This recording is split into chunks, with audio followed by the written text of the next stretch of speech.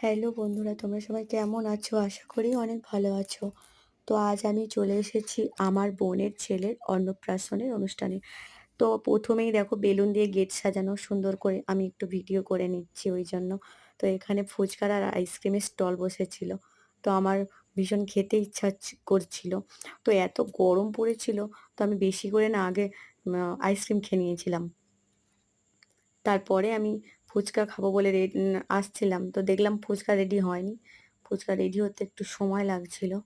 তো ততক্ষণ আমি দাঁড়িয়ে, দাঁড়িয়ে দেখছিলাম কতক্ষণে ফুচকাটা রেডি হয়।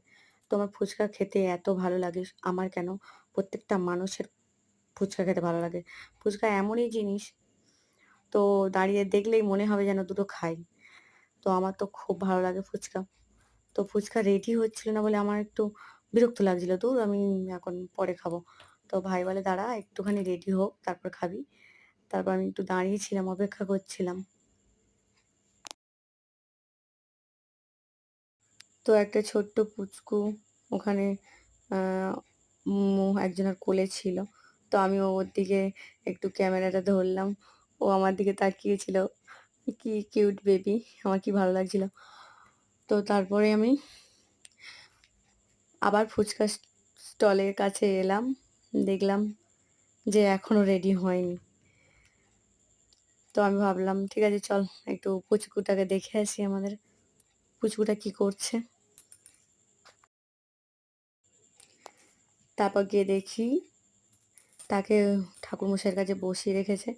তো বিয়েতে যেমন করতে হয়, তো অন্নপ্রাশনে ঠিক তেমনটাই হয়েছে। অবশ্য আমার ছেলের বেলায় এরকমটা করা হয়নি, কারণ আমাদের এই অনুষ্ঠানটা ছিল না। তো এমনি ছোটখাটোর উপর থেকে আমার ছেলের করা হয়েছিল। তো এইসব বিয়ের মতন আয়োজন আমাদের নেই। তো আমার বোনেদের আছে, অনেকের থাকে না। না থাকা সত্ত্বেও জোর করে থাকলে অনেক কিছু বাধাবিঘ্ন আসে। এই অন্নপ্রাশন ভীষণ নিয়মকানুন মেনে করতে হয়। তো এই যে আমার পুচকু ওর মাম্মির কোলে বসে আছে। ওরে বাবা! ও দেখে তো মানে ছটফট করছে।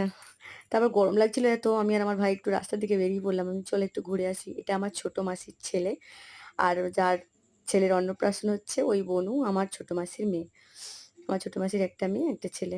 তো অবশেষে আমি একটু ফুচকা খেতে পারলাম। তো ফুচকা একটা যেই খেলাম অমনি বলল, "চল গায়ে হলুদ দিতে হবে, একটু পরে খাস কনে।" আবার এসে আমার পুচকুটাকে একটু হলুদ মাখিয়ে দিলাম। তো চুপ করে দাঁড়িয়ে রয়েছে, একটুও কাঁদে না। ও কি মজা পাচ্ছে হলুদ মাখতে।